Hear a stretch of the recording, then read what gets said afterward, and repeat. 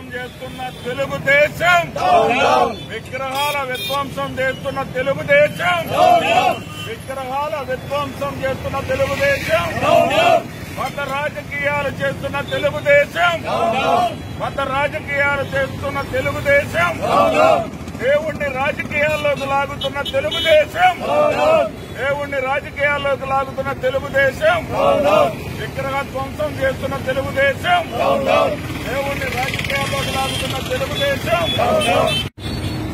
Telugu Desam party మతాన్ని రాజకీయం చేస్తూ ఉంది. రామతీర్థం వద్ద మరి విగ్రహాలని ధ్వంసం చేసింది, రాముల వారి విగ్రహం ధ్వంసం చేసింది.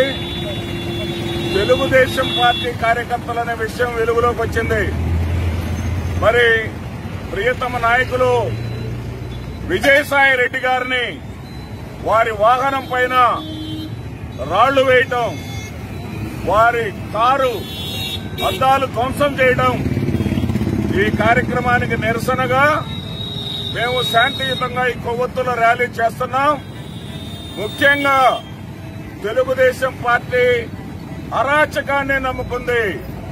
సంక్షేమాన్ని జగన్మోహన్ రెడ్డి గారు నమ్ముకుంటే అరాచకాన్ని తెలుగుదేశం పార్టీ నమ్ముకుంది.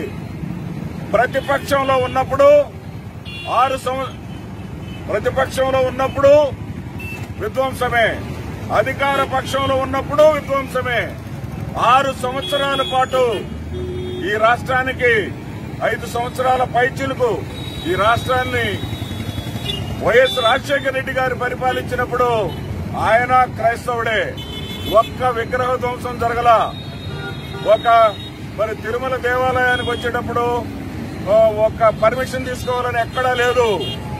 మరి అదేవిధంగా ఆ తర్వాత చంద్రబాబు నాయుడు గారు ముఖ్యమంత్రి అయిన తర్వాత ఏకంగా విగ్రహాలని ధ్వంసం చేస్తూ విగ్రహాలను ప్రకలించి వేసేసి ఆ విగ్రహాలని మున్సిపల్ ట్రక్కుల్లో వేసుకుని విగ్రహాలను నరికి వేసి ముక్కలు చేసేసి చేసినా గానీ అది అభివృద్ధి కోసం అంటారు. ప్రజల్లో ఇక్కడ చిచ్చు పెట్టడం. ఏమి నాయకుడు అయ్యా నువ్వు? అక్కడ విగ్రహ ధ్వంసం జరిగిందనే దాన్ని రాజకీయం చేయడానికి విక్టరీ సింబల్ తోటి వస్తావా?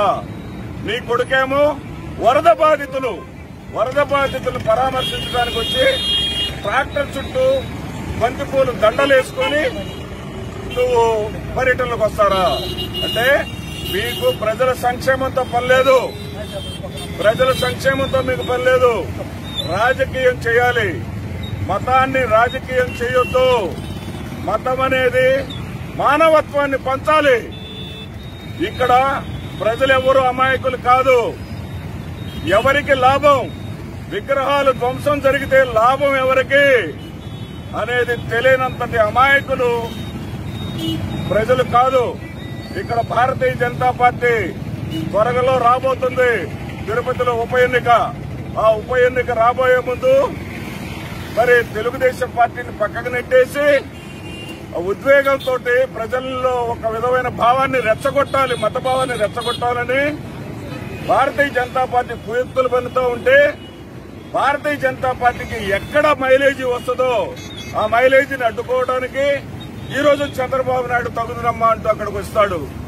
ఏమయ్యా, ఒక్కటే గుర్తుపెట్టుకో, 23 సీట్లతోటి కేవలం 30% ఓట్లతోటి దిగజారినటువంటి నీవు 50% పైగా ఓట్లు 150కు పైగా సీట్లు గెలిచినటువంటి జగన్మోహన్ రెడ్డి గారు, ఆయన వెనకాలన్నటువంటి మేమంతా మీరు 23 స్థానాలకు దిగజారి కూడా దౌర్జన్యాలు చేస్తా ఉంటే అధికార పార్టీ జాతీయ స్థాయి నాయకుడి మీద మీరు రాళ్లు వేస్తే మేము చేతులు ఉడుపుకొని కూర్చోము.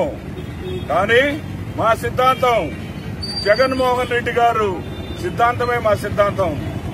శాంతి ఆయన సిద్ధాంతం, శాంతి ఆయన నినాదం. శాంతి కోసము మేమందరము ప్రజలతో సహకరిస్తాం. ప్రజల మధ్య చిచ్చు పెట్టేటటువంటి మీలాంటి దౌర్భాగ్యులు ప్రజల ముందు దోషులుగా నిలబెడతాం.